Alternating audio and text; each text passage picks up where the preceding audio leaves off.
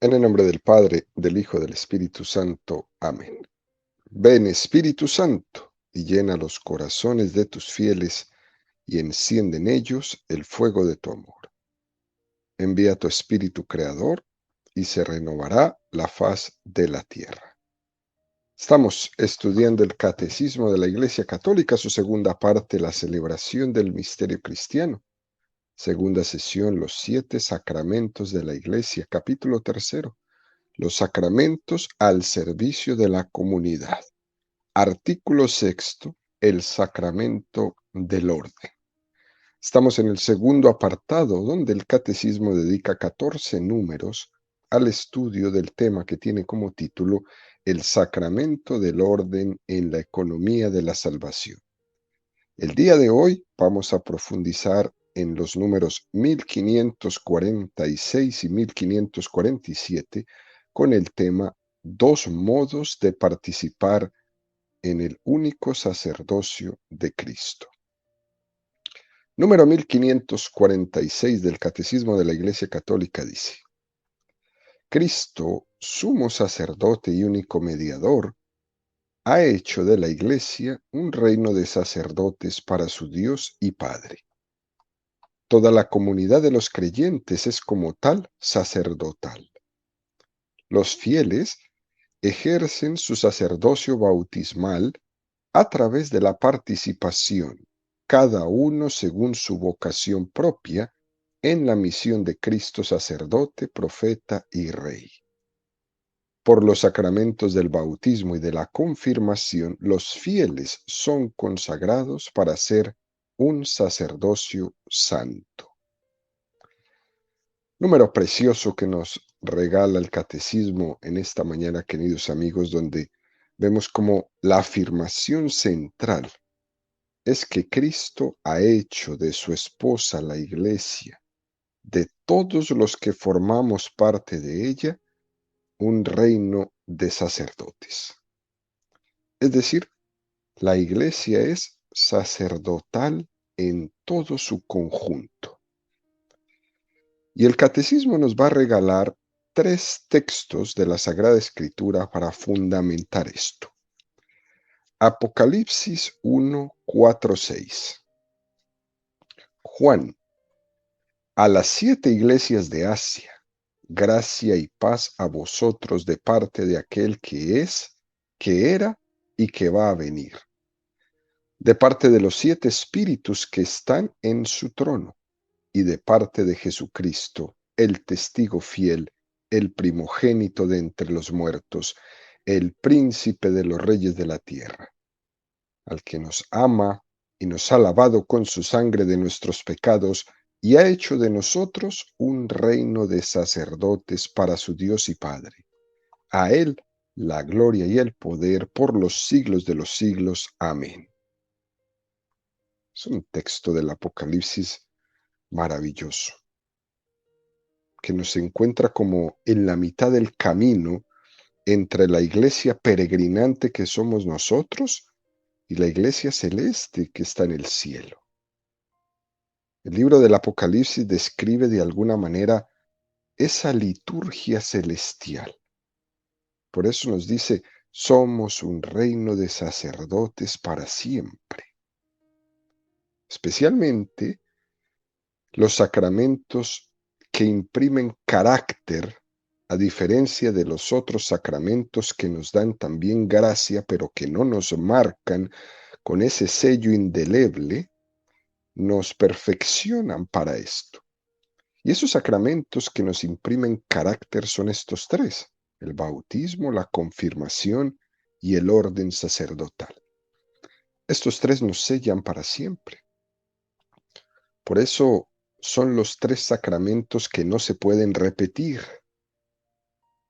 Y aquí el mundo protestante falla profundamente cuando hace del tema del bautismo un juego para entrar en sus filas, para entrar en sus cultos. Esto no es así. El sacramento del bautismo es uno para siempre y no se puede repetir. ¿Por qué no se puede repetir? Precisamente porque es un sello que se marca en nosotros y no se puede borrar. Ese sello del bautismo nos ha configurado con Cristo sacerdote. Tú eres sacerdote en Cristo y con Cristo. Y por eso no puedo ir a otra iglesia y bautizarme y rebautizarme y regreso a la otra y vuelven y me bautizan. No es un juego, no es un juego. Tu bautismo te ha configurado con Cristo sacerdote. Segundo texto que nos presenta el catecismo, Apocalipsis 5, 6, 10. Entonces vi de pie en medio del trono y de los cuatro vivientes y de los ancianos un cordero como degollado. Tenía 7 cuernos y 7 ojos, que son los 7 espíritus de Dios, enviados a toda la tierra. Y se acercó y tomó el libro de la mano derecha del que está sentado en el trono. Cuando lo tomó, los 4 vivientes y los 24 ancianos se postraron delante del Cordero. Tenía cada uno una cítara y copas de oro llenas de perfumes, que son las oraciones de los santos. Y cantan un cántico nuevo diciendo: Eres digno de tomar el libro y abrir sus sellos, porque fuiste degollado y compraste para Dios con tu sangre hombres de toda raza, lengua, pueblo y nación. Y has hecho de ellos, para nuestro Dios, un reino de sacerdotes, y reinan sobre la tierra. Qué texto tan precioso este. Gracias a la sangre redentora de Jesucristo, que nos ha purificado, que nos ha redimido, que nos ha permitido incorporarnos, injertarnos en Jesucristo, es que nosotros podemos decir que somos sacerdotes. Precisamente es por esto que se ha hecho de nosotros un reino de sacerdotes para reinar sobre la tierra. Y tenemos esa dignidad recibida y participamos de esa dignidad de Jesucristo. Y esto es muy impresionante, queridos amigos. Miren cómo nosotros decimos Jesucristo, Rey del universo. Y nosotros participamos de su reinado, participamos de ser reyes también con Él. Nosotros decimos Jesús es Señor y nosotros participamos de su señorío.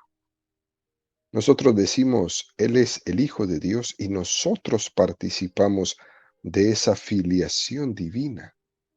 Nosotros decimos Jesucristo es el único y eterno sacerdote y nosotros también participamos de su sacerdocio. Todo lo que hemos recibido, la gran dignidad de nuestra vida, es una dignidad en Jesucristo.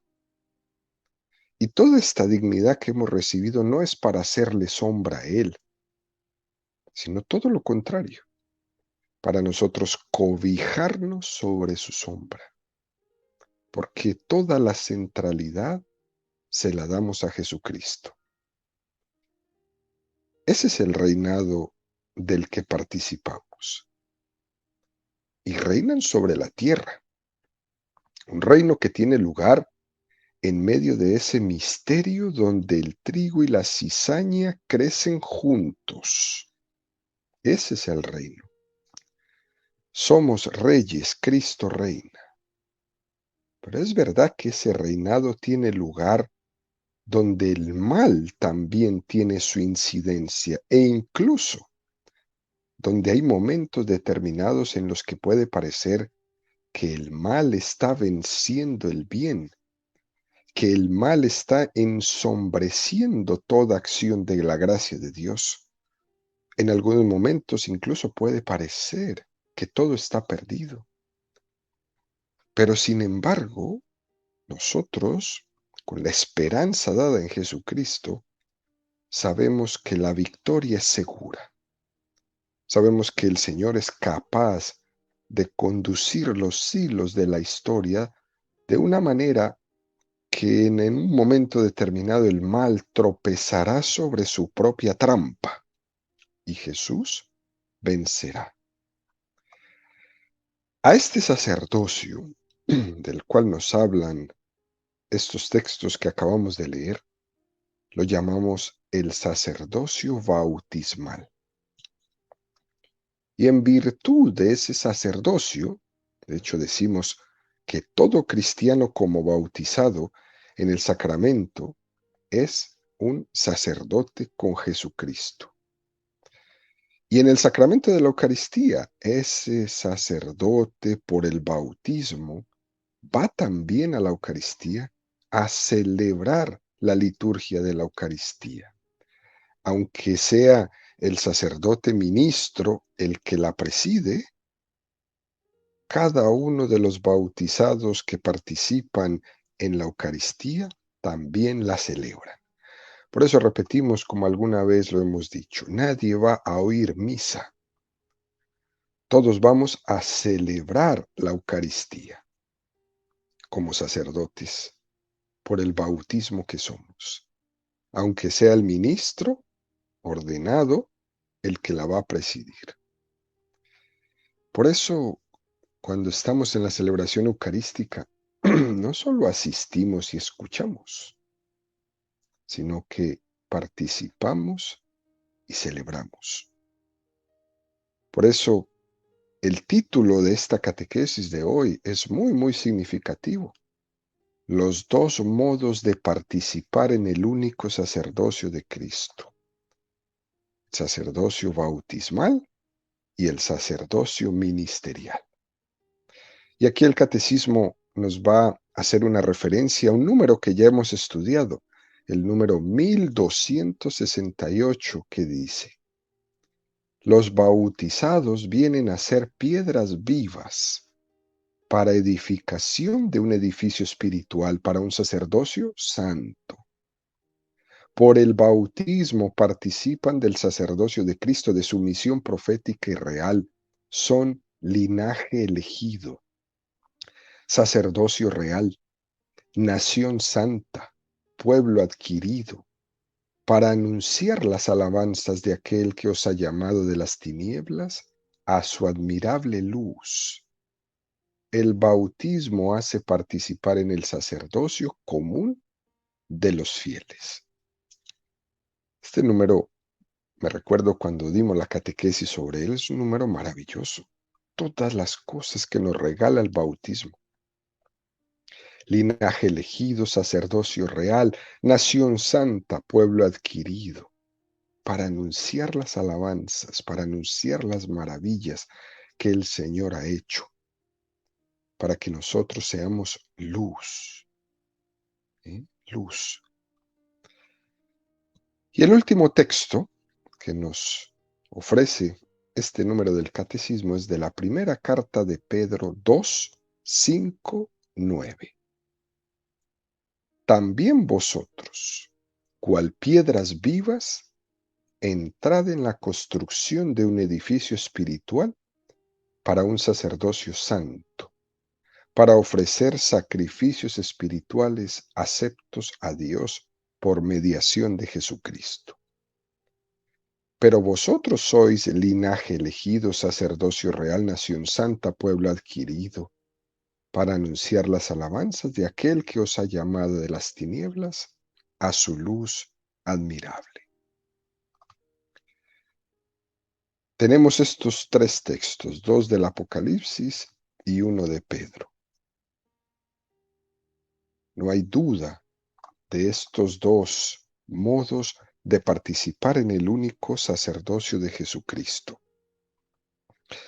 Dicho esto, el Catecismo nos presenta el número 1547 que dice: el sacerdocio ministerial o jerárquico de los obispos y de los presbíteros y el sacerdocio común de todos los fieles, aunque su diferencia es esencial y no solo en grado, están ordenados el uno al otro. Ambos, en efecto, participan cada uno a su manera del único sacerdocio de Cristo. ¿En qué sentido?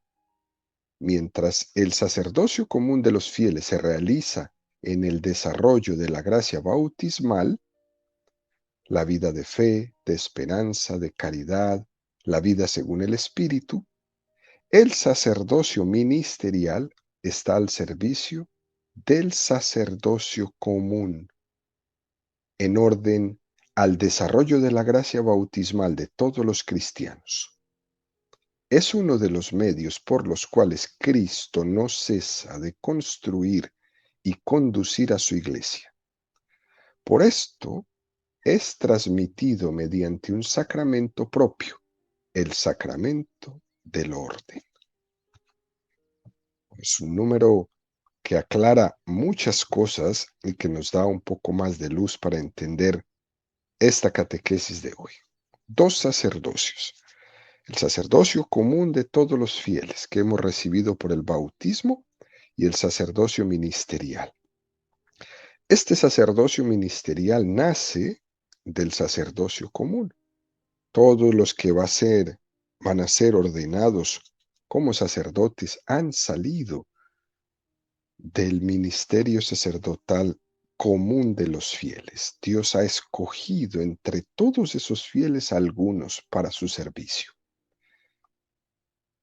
Pero esto no los divide, dice este número del catecismo. Al contrario, los ordena uno al otro. Cada uno va a participar del sacerdocio de Cristo, del único sacerdocio de Cristo, a su manera, pero están ordenados en uno al otro.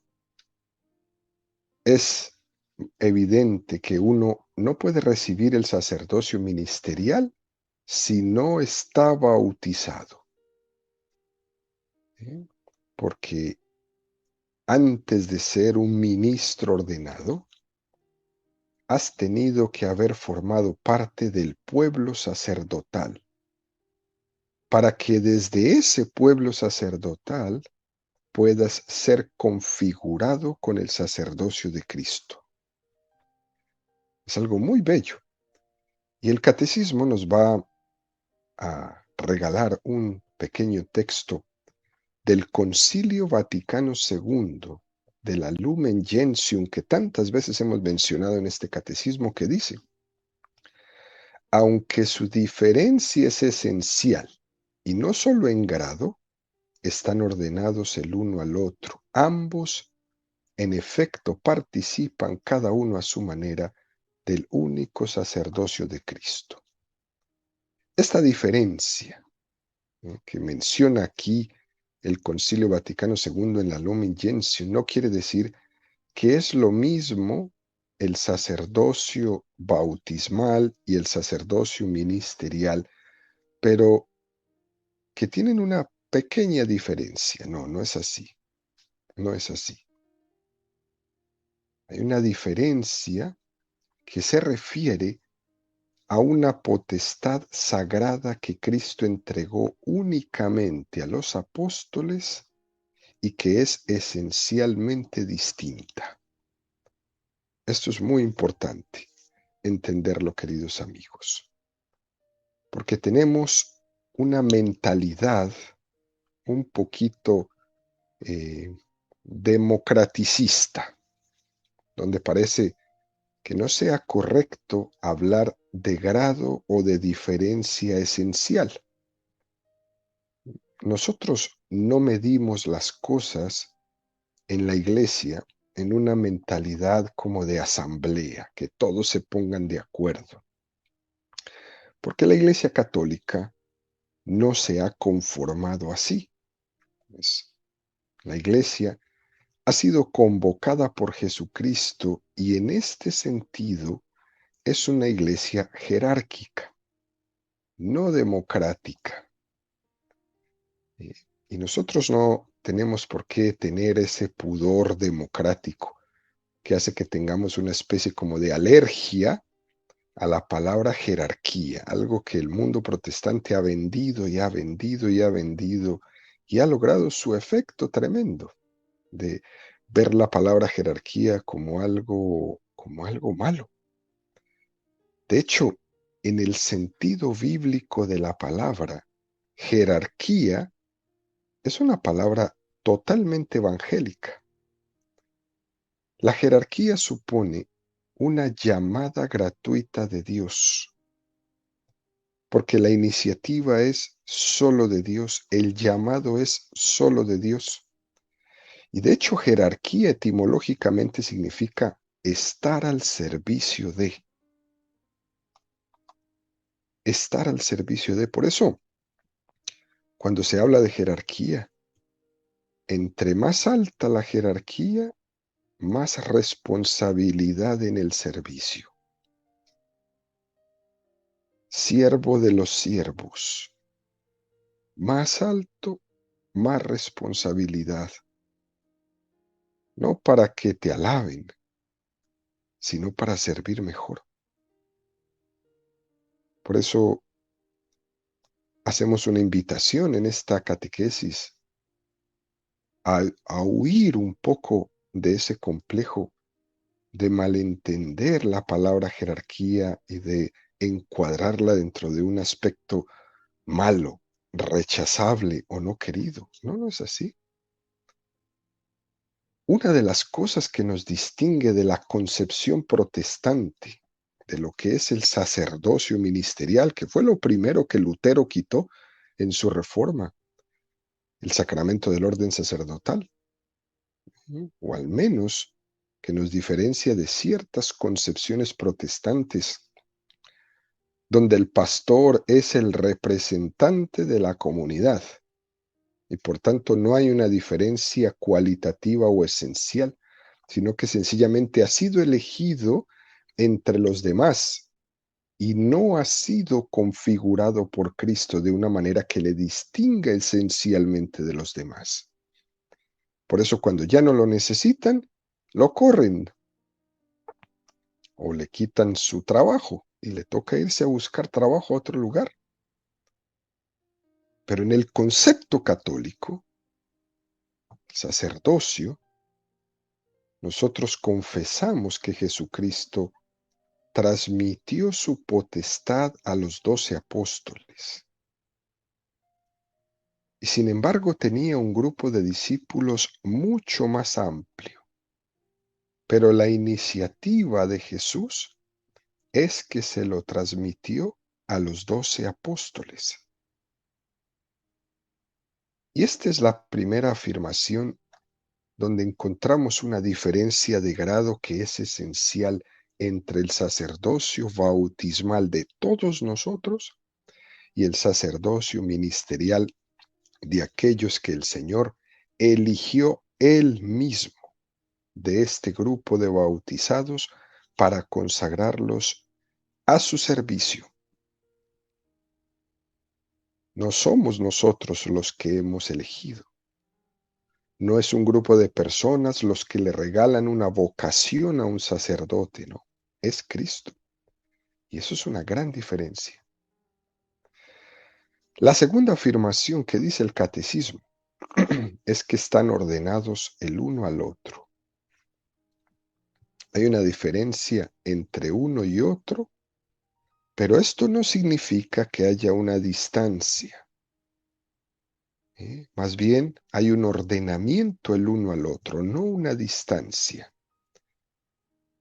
Esto tampoco significa que esto sea una casta, que haya una casta de sacerdotes como lo explicamos en la catequesis pasada, ¿no?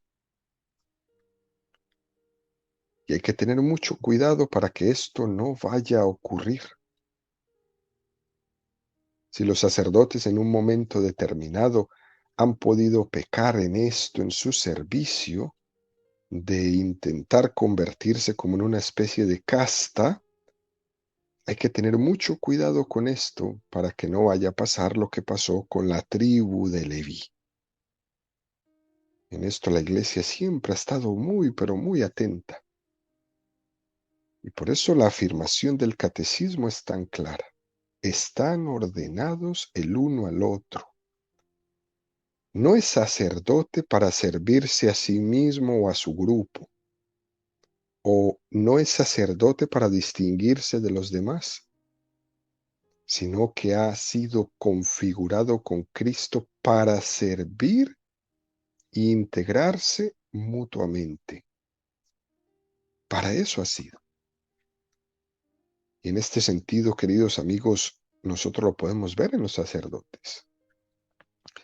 Cuando hay un muy buen ambiente, cuando hay una comunidad parroquial viva, en la que se vive ese deseo de seguimiento de Jesucristo, se ve una gran compenetración entre el sacerdote y sus fieles. Hay un servicio mutuo que es muy hermoso. Los fieles volcados en la colaboración con este sacerdote y el sacerdote volcado al servicio de santificar la vida de sus fieles. El uno para el otro y el otro para el uno, podríamos decirlo así. Y esto en las comunidades se puede ver y uno se admira de esto. Cuando las cosas son como tienen que ser, no hay nunca disputas de protagonismo, ni de poder, ni de celos en las comunidades.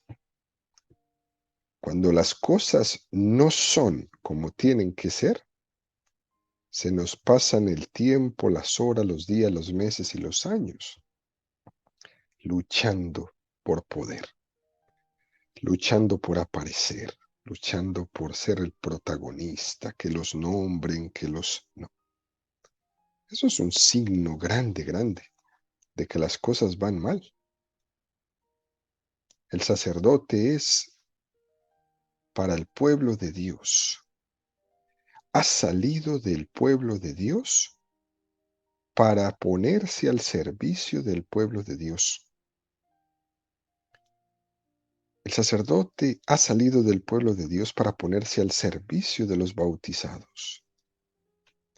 Los fieles son sacerdotes para la construcción de la iglesia y en cierto sentido tienen un grado de obediencia, no tan estricto o tan canónicamente regulado como lo tiene el sacerdocio ministerial con su obispo, pero también los que somos sacerdotes por el bautismo tendremos un cierto grado de obediencia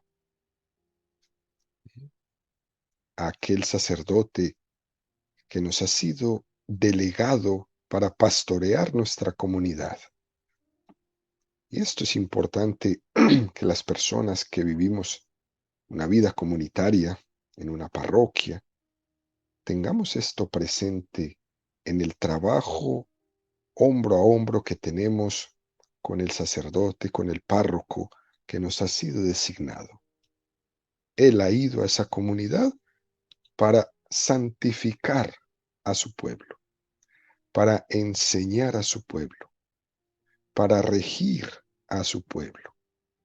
Y nosotros, hombro a hombro con cada uno de ellos, colaborar en esta tarea.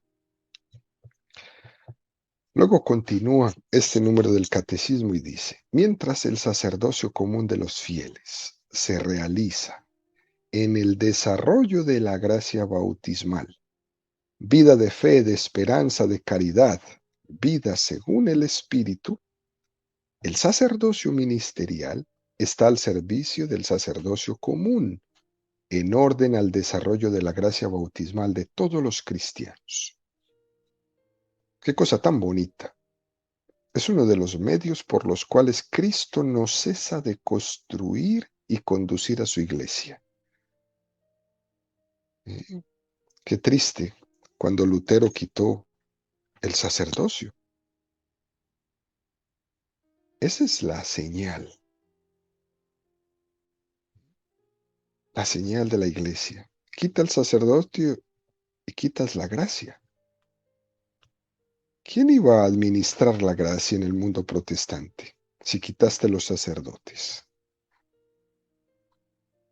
Es que no los necesito. Bueno, es que no estás mirando lo que Jesús hizo entonces. Cristo no cesa de construir y de conducir a su iglesia por medio de sus sacerdotes.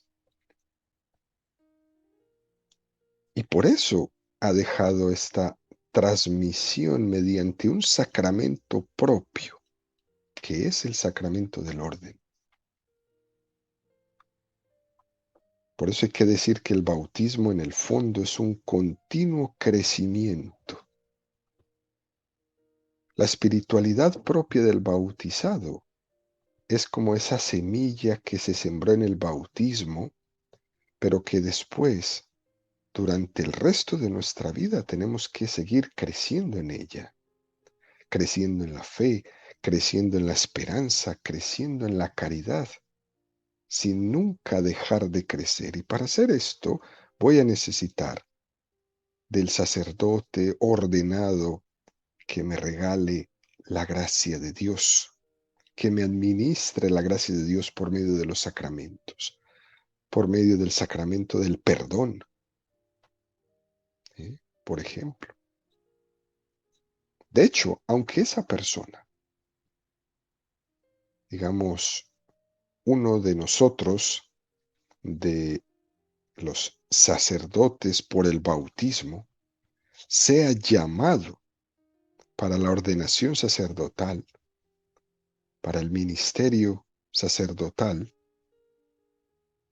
esa llamada que ha recibido es una llamada a una consagración mucho más fuerte, mucho más radical, pero en el fondo, la primera consagración que ha recibido, la más importante de todas, ha sido la del bautismo. Y esta nueva llamada del Señor para hacerle sacerdote es una continuidad de esa misma vocación que ha recibido el día de su bautismo. Por tanto, la consagración definitiva es la bautismal. ¿Sí? Es la bautismal. Cuando una dama recibe la vocación a la vida religiosa y va a hacer sus votos, lo que está haciendo es continuando esa vocación que ha recibido el día de su bautismo. Esto es muy hermoso. Son los compromisos que hemos adquirido en el bautismo. Esos votos que hace la religiosa, esos votos que hace el, el sacerdote de pobreza, de castidad, de obediencia, es llevado como a un mayor grado. Pero es lo mismo que se nos pide a todos los bautizados. Vivir nuestra vida de la misma manera, lo más compaginados con Jesucristo. Hay una configuración mucho más grande que el Señor les va a pedir, sin duda alguna.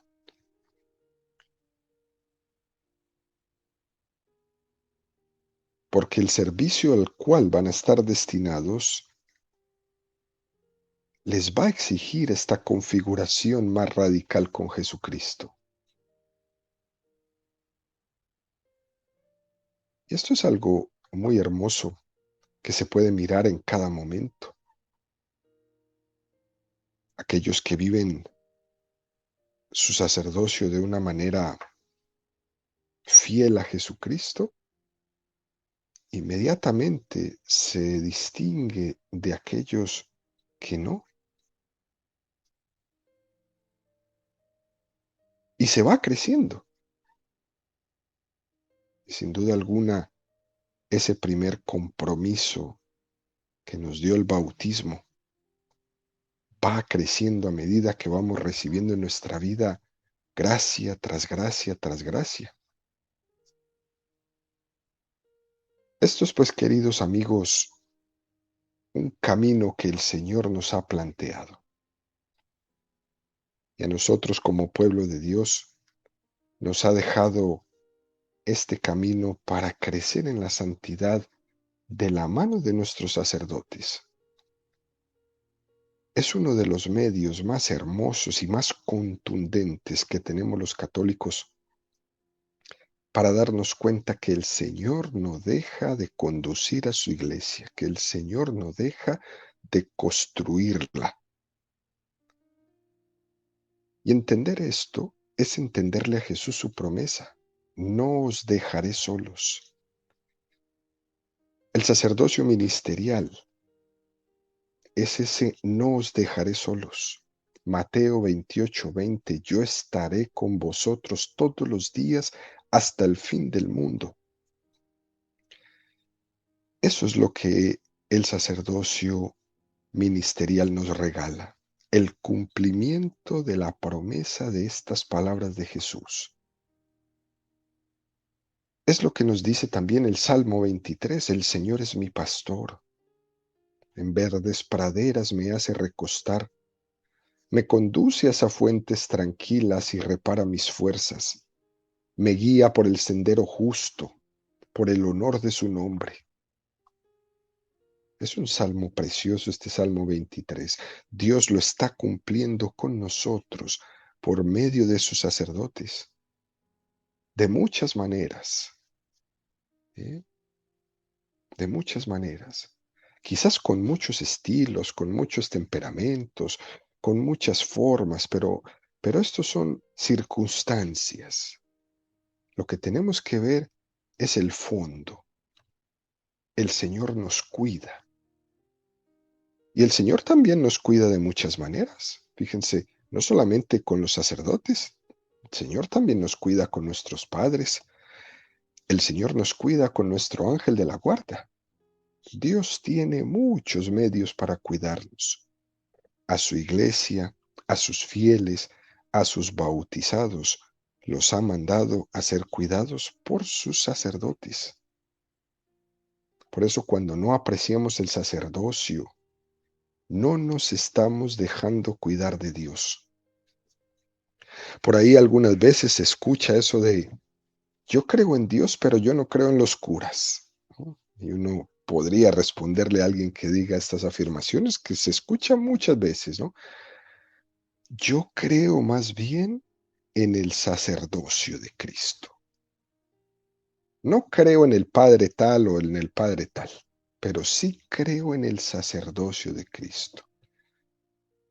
Y creo en que ese sacerdote que está junto a mí lleva un tesoro en vasija de barro.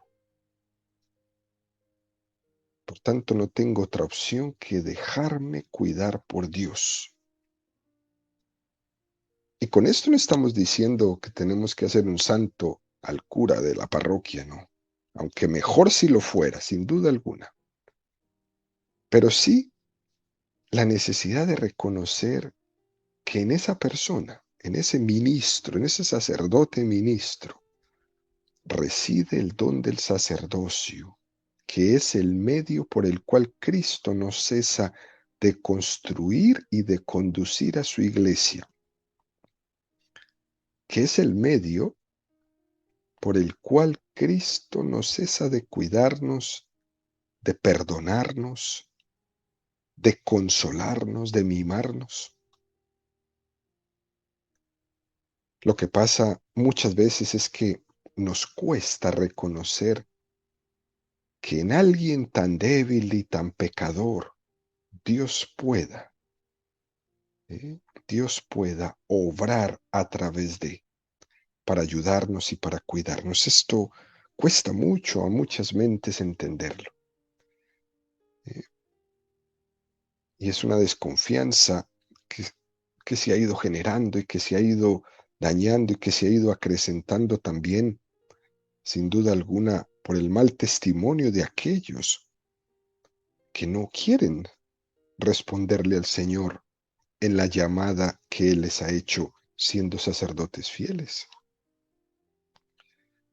Y por último, nos remite el catecismo al número 1142 que hemos estudiado, que dice, pero todos los miembros no tienen la misma función. Algunos son llamados por Dios en y por la gracia a un servicio especial de la comunidad.